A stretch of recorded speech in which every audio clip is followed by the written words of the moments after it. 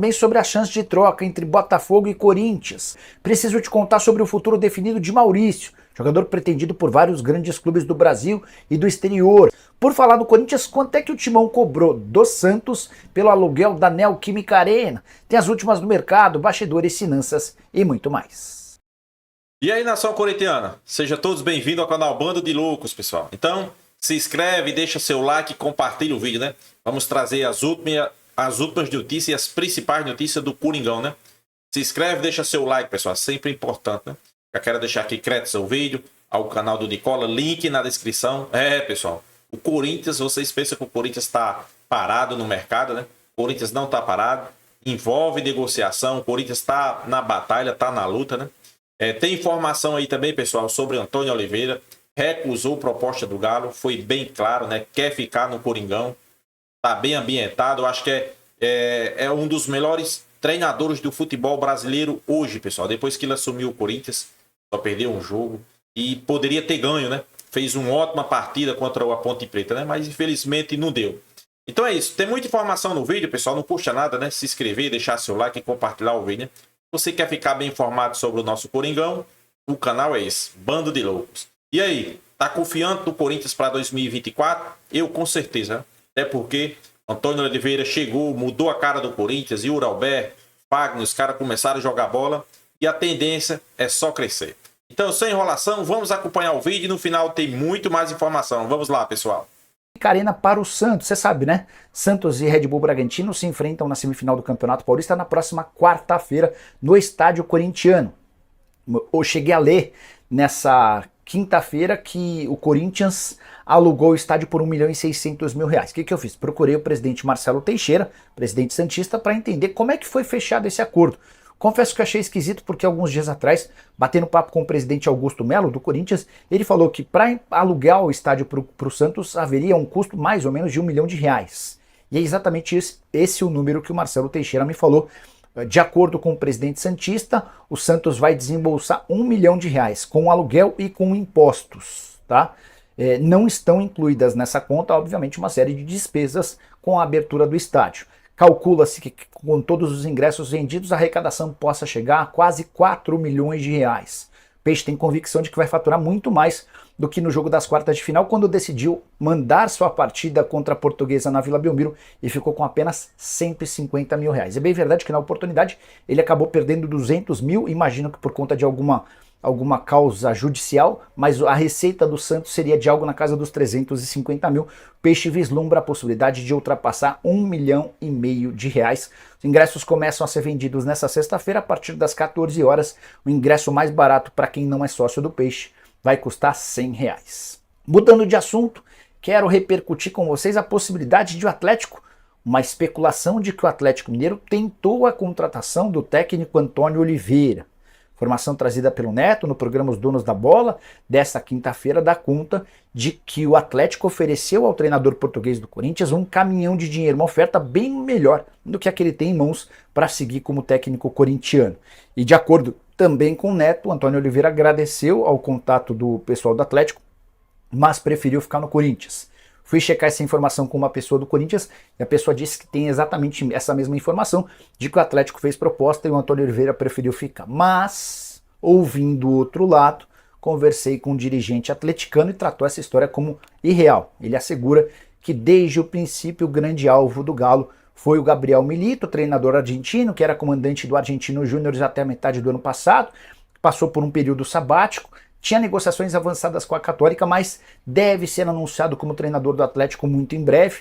O Atlético admite que já fez uma primeira proposta, as partes analisam a questão, o financeiro não é o principal, o Milito está muito preocupado com o projeto, com o comprometimento, com as ideias, com o que o Atlético espera dele, e tudo isso está sendo debatido antes de um acordo.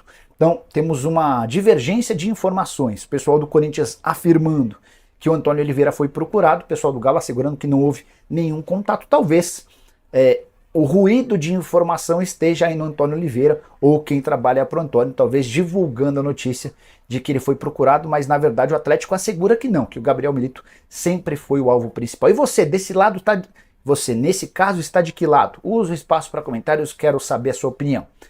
Bora mudar de assunto e falar sobre a negociação entre Botafogo e Corinthians praticamente cancelada. Alguns dias atrás surgiu a hipótese de o Corinthians contratar o Danilo Barbosa, volante que tem sido titular no Botafogo. A informação que surge hoje é de que o Corinthians procurou de fato o Botafogo e ofereceu uma lista de atletas para tentar uma troca. Essa lista contou com vários nomes, mas não tinha o Gustavo Silva, o Mosquito, que era um alvo do Botafogo. Cheguei a contar para vocês que dirigentes do Botafogo confirmavam o interesse no atleta corintiano. Diante desse cenário e com a definição de o Corinthians não incluir o Mosquito, não há qualquer possibilidade de o negócio avançar. Hoje o Botafogo está mais preocupado em buscar reforços e melhorar o seu desempenho do que propriamente em vender jogadores. Vale a lembrança de que o Botafogo não tem técnico desde a demissão do Thiago Nunes. O Botafogo perdeu seu executivo de futebol, o Mazuco se mudou para o Atlético Paranaense, mais recentemente o coordenador de scout do clube também foi para o Internacional. E é diante desse cenário que o John Textor trabalha no mercado em busca de pessoas que possam comandar o Botafogo. A ideia nesse momento não é tratar sobre reforços. Quero fechar o vídeo para falar para vocês a respeito do Corinthians e as negociações com a Caixa Econômica Federal em relação ao financiamento do estádio. Você sabe que a dívida hoje do Timão para com o banco já supera os 700 milhões de reais. Detalhe, em 2023 e 2024 o Corinthians vai gastar cerca de 178 milhões e não vai baixar em um centavo essa dívida. Isso tudo é apenas com juros da dívida. Pois bem, o presidente da Caixa, o Carlos Vieira, concedeu uma entrevista afirmando que a negociação com a nova diretoria para a quitação do financiamento parece bem distante. A frase é a seguinte, abre aspas, na realidade o Corinthians não apresentou concretamente uma proposta. Estamos numa fase de diálogo com eles para encontrar um melhor termo de quitação dessa dívida. Essa entrevista foi concedida ao Poder 360. Depois o presidente da Caixa completou, estamos retomando um processo de negociação para que a gente encontre um mecanismo para liberar o estádio, dar a sua garantia, desde que a dívida seja quitada com a Caixa. Temos algumas premissas e modelos de negociações para que o Corinthians está avaliando, fecha aspas. Só para lembrar, no fim do ano passado, o Duílio Monteiro Alves e companhia chegaram a afirmar que estava tudo certo para que o financiamento da Caixa fosse totalmente quitado. O tempo passou e a gente percebeu que não havia nada daquilo que foi afirmado. O Santos vai pagar 1,6 milhão para jogar na Arena com os custos de operação pelos... Vamos lá. E que história é essa da oferta do Antônio Oliveira? Deixa o nosso português quietinho. Eu estava explicando agora há pouco sobre o Antônio Oliveira. Deixa eu pegar carona nessa mensagem do Manuel sobre 1,6 milhão.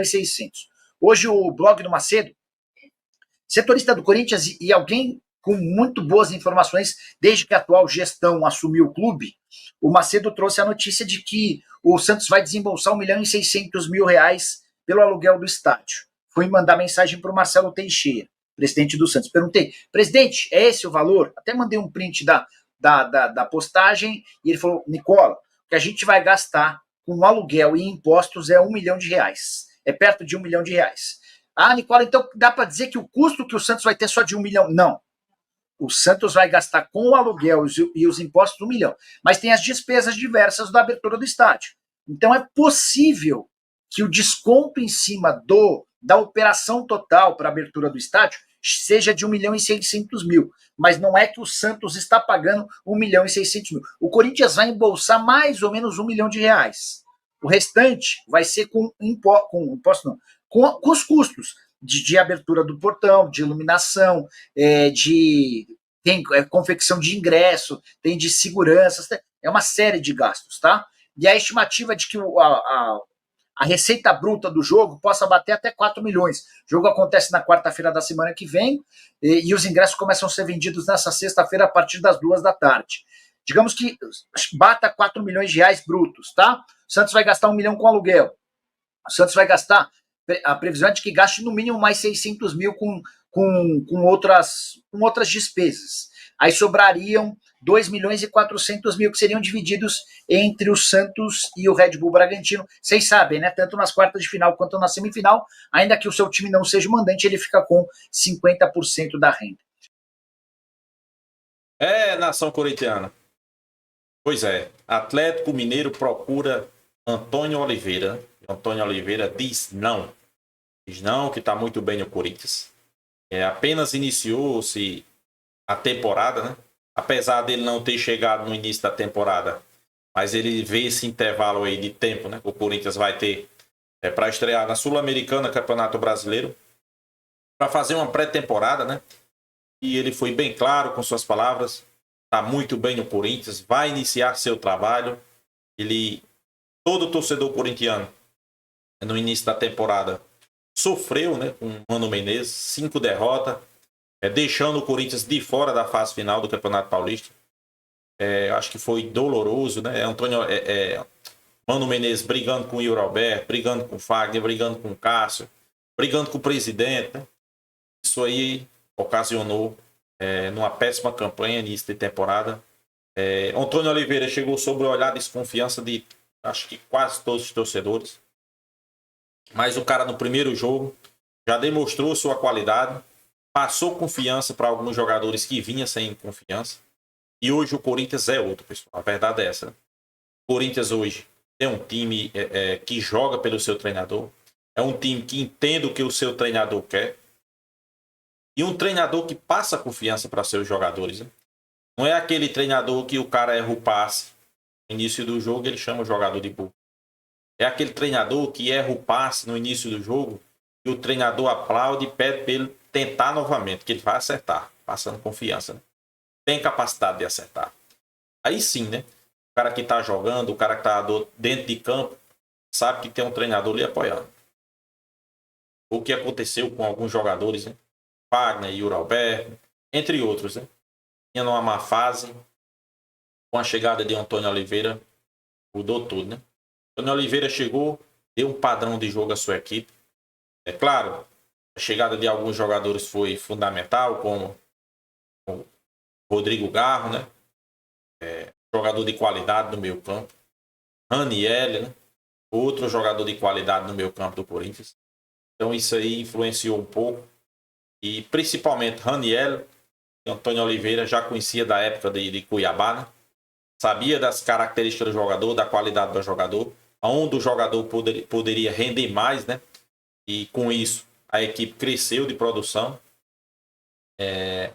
Hoje a equipe do Corinthians, eu não vou dizer que está jogando o melhor futebol do Brasil, mas está jogando aí entre os melhores futebol do Brasil, né? Mesmo no jogo que Antônio Oliveira perdeu para o Ponte Preta, o Corinthians massacrou do início ao fim. Poderia ter saído com a vitória, até mesmo aquela vitória daria classificação para o Corinthians, né? Na fase final do Campeonato Paulista, mas fazer o quê, né? A gente tem que jogar essa responsabilidade de não classificação na fase final do Campeonato Paulista para o senhor Mano Menezes, né?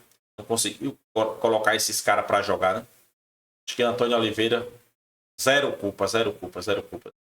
E a gente vai esperar que inicie, né? Ele pegue esse tempo aí de parada para colocar mais as casas em ordem, né?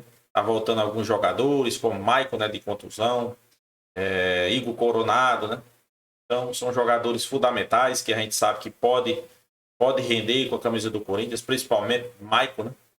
Vinha jogando muito bem com Antônio Oliveira e Igor Coronado é aquele jogador que a gente espera muito dele também, né? Outro jogador que a gente sabe que tem um potencial gigantesco pela frente com a chegada de Antônio Oliveira e Yuri Alberto, né? Bastante criticado por Mano Menezes, bastante criticado pela torcida do Corinthians. Alguns torcedores corintianos pedindo a saída, pedindo a cabeça de Yuri Alberto. Yuri Alberto continua no foco com a chegada de Antônio Oliveira. Antônio Oliveira passou confiança para o jogador e hoje é um dos melhores jogadores do Corinthians, pessoal. O cara tá jogando muita bola, né? Mesmo contundido, fez um esforço danado para voltar, voltou antes do tempo, fez gol, né? E eu acho que aí é um símbolo da virada de chave no Corinthians, né? Chegada de Antônio Oliveira e a recuperação de Yuri Alberto, né? Eles que criticavam, não queria a saída de Yuri Alberto, hoje faz aplaudir e sente sua falta. Né? Então é isso, Nação Corintiana, o que é que vocês acharam aí? Se inscreva no canal Bando de Loucos, deixa seu like, compartilhe o vídeo e até a próxima, pessoal.